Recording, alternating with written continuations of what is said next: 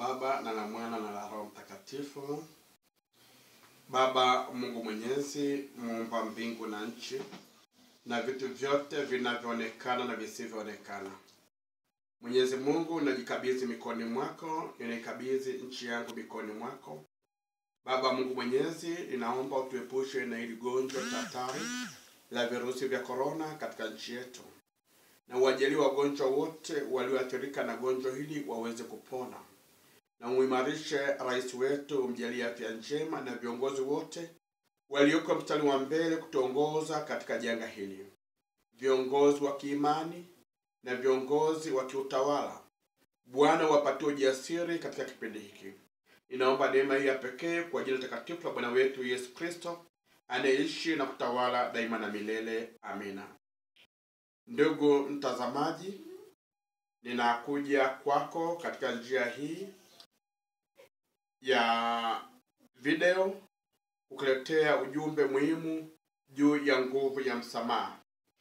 Ni hakika kwamba hivi sasa tuna ugonjwa ambao umetawala dunia nzima, na mikusanyiko yote imezuiwa katika nchi yetu na sehemu mbalimbali, mikusanyiko isiyo ya lazima. Kwa misingi hiyo, kuna namna pekee ya kufikisha ujumbe wangu juu yako kwa njia hii pekee ya mtandao. Basi ninakusihi kwa utulivu usikilize nguvu ya msamaha, ambapo utapokea neema nyingi na baraka toka juu mbinguni. Bwana wetu Yesu Kristo anatufundisha nguvu ya msamaha pale anapotufundisha sala ya Baba yetu uliye mbinguni. Soma Mathayo 6 mstari wa 7 hadi 15. Sala Baba yetu ina neema kubwa sana, na naamini ndio sala kuu kuliko zote, sala ambayo Mungu mwenyewe, Mungu Mwana anatufundisha. Na hasa anasema tunaposali tuseme: Baba yetu uliye mbinguni, jina lako litukuzwe, ufalme wako ufike, utakalo lifanyike duniani kama mbinguni. Utupe leo mkate wetu wa kila siku, utusamehe makosa yetu kama sisi tunavyowasamehe waliotukosea. Usitutie katika kishawishi, lakini utuokoe maovuni. Hebu tafakari sala hii. Je, ukweli tunaitendea haki sisi kama Wakristo tunaposema Mwenyezi Mungu atusamehe makosa yetu kama sisi tunavyowasamehe waliotukosea? Kweli tunawasamehe ndugu zetu, jamaa zetu, marafiki waliokosea? Kweli hatuna mizigo ambayo tunatembea nayo ndani ya mioyo yetu? Ukijitafakari zaidi, utaona kabisa una kila sababu ya kusamehe. Kila mtu ambaye hajasamehe katika maishani mwake ni ushahidi kabisa wa kuwepo kwa dhambi ambayo wewe pia haujasamehewa na Mwenyezi Mungu. Japo kusamehe ni kitu kigumu sana, inabidi kuomba neema ya Mwenyezi Mungu, na ni kitu ambacho kina madhara katika maisha yetu ya kila siku. Sisi tujitafakari sote kama Wakristo. Usiposamehe dhambi zako, unalifije uzima wa milele, maana hakuna kinyonge kitakachoweza kuingia katika uzima wa milele. Basi kwa pamoja tuombe neema Mungu Mwenyezi atujalie neema ya kusamehe maadui zetu, kusamehe wale wote waliotukwaza. Kila unaposimama kusali, kama una neno na mtu, msamehe ili wewe usamehewe, maana usiposamehewa hata maombi yako hayasikilizwi, kama ilivyoandikwa Marko 11 mstari wa 25 hadi 26. Kama utaamua kukomaa kutosamehe watu makosa yao, basi ujue hata wewe hautasamehewa. Na usiposamehewa huwezi kusikilizwa, maana Mungu hayasikilize maombi ya mwenye dhambi. Soma Yohana 9 mstari wa 31, ambapo nasema kwamba twajua ya kuwa Mungu hawasikii wenye dhambi, bali mtu akiwa ni mcha Mungu na kuyafanya mapenzi yake, umsikia huyo. Pia Zaburi 66 ule mstari wa 18 unasema, kama ningeliwaza maovu moyoni mwangu, Bwana asingesikia. Pia ukisoma ile Mathayo 5 mstari wa 23 hadi ule mstari wa 26 unasema, basi kila ukileta sadaka yako madhabahuni, na huku ukikumbuka ya kuwa ndugu yako ana neno juu yako, iache sadaka yako, patana na mshtaki wako upesi, wakati wapo pamoja naye njiani. Yule mshtaki asije akakupeleka kwa kazi na kazi akakupeleka kwa askari, utatupwa gerezani. Amina nawaambieni, hutoki umo kamwe, hata uishe kulipa senti ya mwisho, kwa sababu tu ya kushindwa kusamehe. Kutosamehe kunaathiri mpaka utoaji wa sadaka yako. Tazama nguvu ya kusamehe ilivyo. Luka 17 mstari wa 3 hadi 4. Jilinde kama ndugu yako akikosa, muonye. Akitubu, msamehe. Na kama akikosa mara 7 katika siku moja, na kurudi kwako mara 7 akisema nimetubu, msamehe. Tujilinde ili kule kukosewa kusiwe sababu ya kuharibu kabisa maisha yetu na kufanya sisi tushindwe kufika mbinguni. Kusamehe hakuna ukomo. Ukisoma ile Mathayo 18 mstari wa 21 hadi 22, kisha Petro akamwendea akamwambia, Bwana, ndugu yangu akinikosea mara ngapi nami nimsamehe? Hata mara 7? Yesu akamwambia, sikuambia hata mara 7, bali 7 mara 70. Kila unapokosewa ya kupasa kusamehe. Yesu Kristo anamwambia Petro hata 7 mara 70. Kumbuka kwamba Petro alikuwa ana elimu ndogo. Kwa hiyo ukimwambia hesabu ya 7 mara 70 kwamba ni kwamba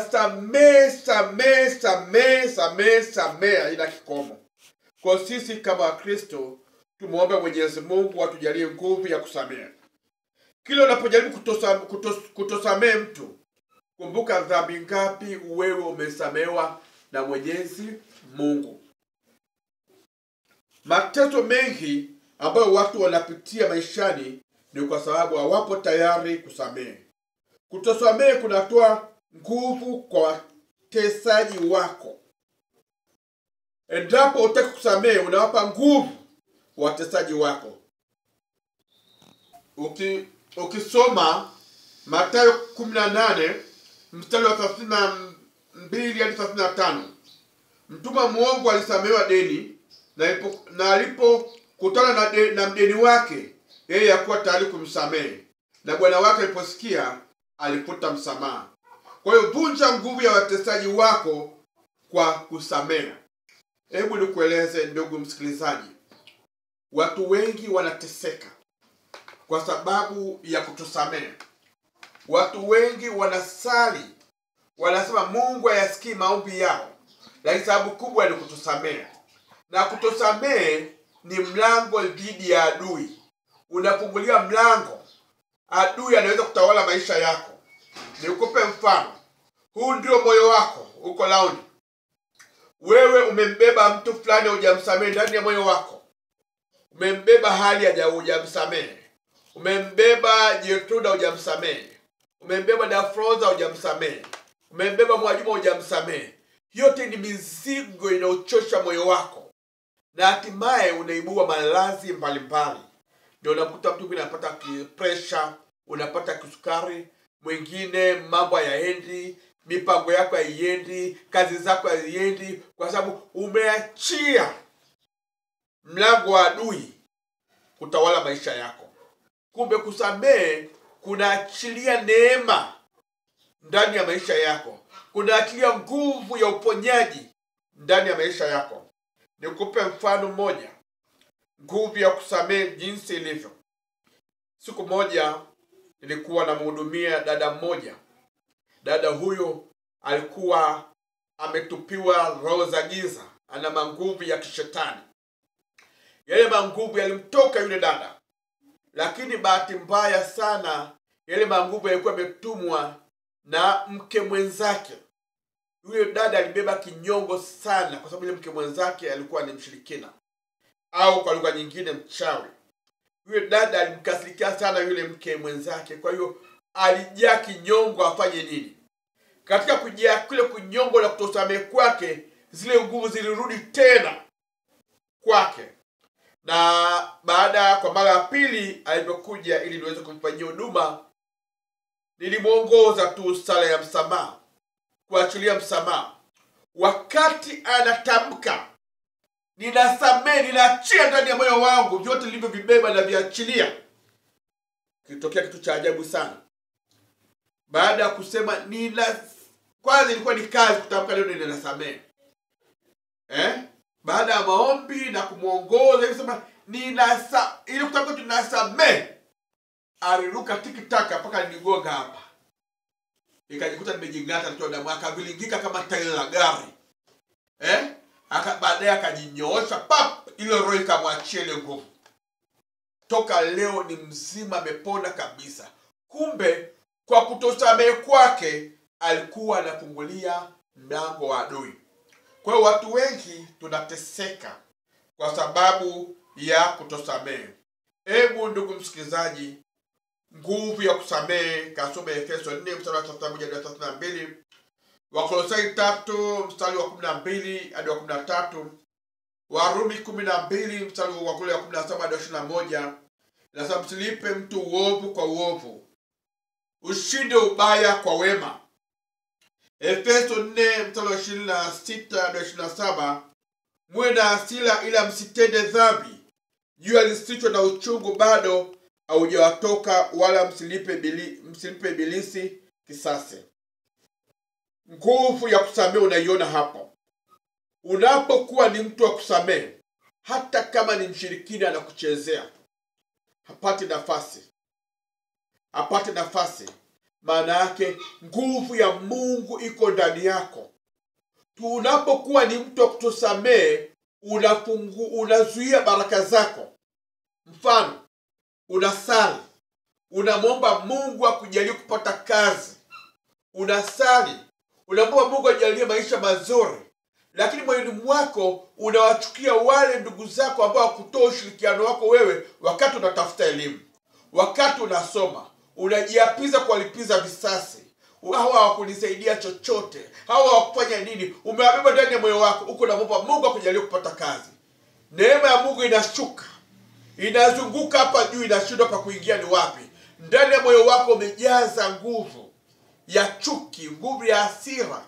Umejaza roho ya paka, roho ya chura, roho ya kobe. Imejaa ndani ya moyo wako. Neema ya Mungu inazunguka juu ya kichwa chako, inazunguka juu yako, inashindwa kuingia juu yako kwa maana haina nafasi. Moyo wako umechafuka, umejaa uchafu. Sasa ni wakati wako wewe wa kutoa uchafu, wa kutoa mizigo yote ulionayo. Sasa kupitia kipindi hiki ninakuongoza ili uweze kupokea neema na baraka toka juu mbinguni kwa ajili ya kusamehe, na uweze kupokea nguvu ya uzima kwa ajili ya kutosamehe, na uweze kupokea uponyaji kwa kusamehe tu. Mungu afungulie baraka juu yako. Kwa jina la Bwana wetu Yesu Kristo, ninakuongoza sasa. Unasikiliza audio hizi, uliojaa chuki, uliojaa hasira, na unataka kufungulia mlango wa neema juu ya maisha yako. Ninakuongoza sasa kupitia kipindi hiki, uweze kufungulia neema ndani ya moyo wako. Uweze kufungulia mwanga mpya ndani ya maisha yako, na uweze kupokea uponyaji tu kwa nguvu ya kutosamehe. Hebu tazama sasa. Fikiria ndani ya moyo wako. Tafakari ndugu waliokukosea. Kazini watu waliokukosea. Tafakari majirani zako waliokukosea. Tafakari marafiki zako waliokukosea. Tafakari wote. Tafakari watoto wako kama waliokukosea. Tafakari sasa wote. Watafakari wote sasa. Kwa jina la Yesu Kristo wa Nazareti, hacha kuachia moyo mmoja ndani ya moyo wako.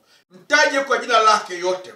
Kama anaitwa Huseni, sema Huseni kwa jina la Yesu Kristo wa Nazareti, na kwa amri na mamlaka ndani ya moyo wangu, toka. Ondoka. Anaondoka kwa jina la Yesu. Taja mmoja. Amwamri kwa jina la Yesu. Anaondoka Achia moyo wako uwe pumue. Achia moyo wako uwe huru sasa. Kwa jina la Yesu Kristo Nazareti, tangaza msamaha. Tangaza msamaha kwa watesi wako wote. Tangaza msamaha. Wataje kwa majina yao yote. Achia, achia, achia. Achia, achia, achia. Achia, achia, achia, achia, achia. Kama mtesi wako unamjua jina, mtaje, mwambie achia moyo wangu, toka na mizigo yako yote. Hauna mamlaka tena.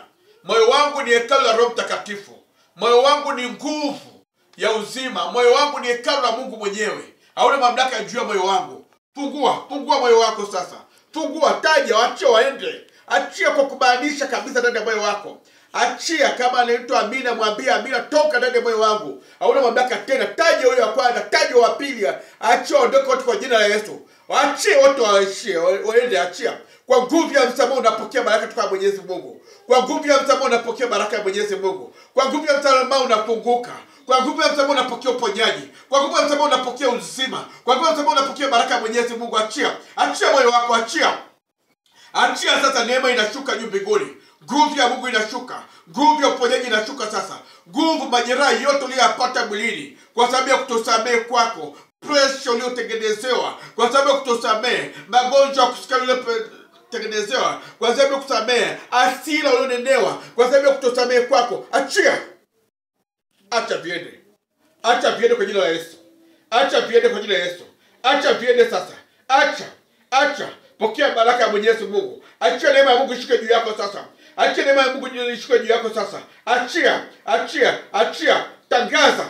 Tangaza kuwasamehe wote kwa jina la Yesu. Tangaza kuwasamehe wote kwa jina la Yesu. Sema kwa jina takatifu la Bwana wetu Yesu Kristo, ninawasamehe wote walionikosea. Uliowataja majina wote. Watoe ndani ya moyo wao. Sema kuanzia sasa. Kuanzia sasa moyo wangu ni hekalu la Roho Mtakatifu. Kuanzia sasa moyo wangu ni hekalu la Roho Mtakatifu. Ninafungulia neema na baraka zote kutoka juu mbinguni juu ya maisha yangu. Ninawasamehe watesi wangu wote walionikwaza kwa jina la Yesu Kristo Nazareti. Pokea baraka yako. Pokea baraka yako. Pokea baraka yako kwa jina la Yesu Kristo Nazareti. Pokea. Sema amina. Ninaomba baraka juu yako sasa. Baba Mungu Mwenyezi, muumba mbingu na nchi na vitu vyote vinavyoonekana na visivyoonekana, kwa jina takatifu la Bwana wetu Yesu Kristo Nazareti, na kwa nguvu ya Roho Mtakatifu, Mwenyezi Mungu, na wakabidhi watu hawa mikononi mwako wanaosikiliza audio hii. Baba Mungu Mwenyezi, ukawabariki na kuwasamehe dhambi zao zote. Wote hao Mwenyezi Mungu walioachilia msamaha juu ya watesi wao wote, Baba achia neema juu yao sasa. Achia baraka juu yao sasa. Wakapokea tumaini jipya la maisha yao. Milango ya baraka ikafunguliwa Mwenyezi Mungu juu ya maisha yao. Kwa jina la Yesu Kristo Nazareti, tunafunga ule mlango wa kutosamehe na mamlaka tena ambayo kwa anatumia ule muovu kushambulia maisha yao. Ana mamlaka tena ndani yao. Kwa jina la Yesu Kristo Nazareti, natangaza ushindi juu yako sasa. Natangaza uponyaji juu yako sasa. Natangaza nuru mpya juu ya maisha yako. Kwa jina la Yesu Kristo Nazareti, pokea baraka Mwenyezi Mungu toka juu mbinguni. Mungu Mwenyezi akubariki. Mungu Mwenyezi akulinde. Mungu Mwenyezi akukinge dhidi ya ile zote za shetani. Baraka Mungu Mwenyezi ya Baba na Mwana na Roho Mtakatifu ishuke juu yako sasa. Nguvu na utukufu wa Mwenyezi Mungu ujidhihirishe ndani yako sasa. Kwa jina la Yesu Kristo Nazareti naomba na kushukuru. Amina. Ndugu msikilizaji, kama kweli umetamka sala hii kwa imani kuu na umewaachilia wote waliokutesa ndani ya moyo wao, pokea baraka ya Mwenyezi Mungu. Na Mungu Mwenyezi akubariki. Endelea kufuatilia vipindi vyangu ambavyo kuanzia sasa nitaanza kuvirusha hewani. Subscribe hapo chini kwenye alama nyekundu unayoiona ili uweze kupokea audio zangu nyingi zaidi. Nimekuwa nikitoa huduma ya maombezi na uponyaji. Sasa ni mwaka wangu wa 5. Lakini kwa sasa hivi nimefunga huduma kama familia. Huduma yangu naitoa nyumbani kama familia kwa watu wenye shida mbalimbali, mmoja wawili. Ila kwa sasa tumestopisha kidogo huduma kwa sababu ile gonjwa liloingia, kwa sababu watu wanatoka sehemu mbalimbali, wanatoka maeneo mbalimbali kuja kupata huduma ya maombi. Ila kwa sasa nitaweza kutoa huduma ya maombi kwa njia hii ya mtandao, na Mungu aliye mahali popote, na Mungu muweza yoyote hatajibu maombi yako yote.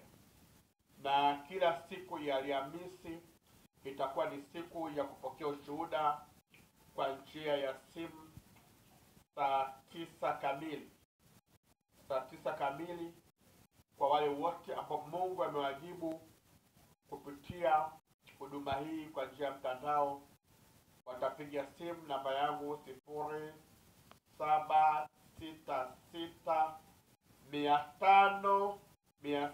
0766500747. Na kama una shida yoyote, basi tutawasiliana kwa njia ya simu, na Mungu aliyemweza yoyote atatenda juu yako. Tumsifu Yesu Kristo. Mungu Mwenyezi akubariki, akujalie nguvu ya kusamehe, akujalie nguvu ya kutembea na Kristo, akujalie nguvu ya kumtangaza Kristo, akujalie nguvu na neema tele toka juu mbinguni. Ni kwa jina takatifu la Mwokozi wetu Yesu Kristo naomba na kushukuru. Tunakimbilia ulinzi wako, mzazi mtakatifu wa Mungu. Usitunyime tukiomba katika shida zetu. Utuokoe siku zote kila tuingia kwa hatarini. Ewe Bikira mtukufu mwenye baraka. Amina. Kwa jina la Baba na la Mwana na la Roho Mtakatifu. Amina.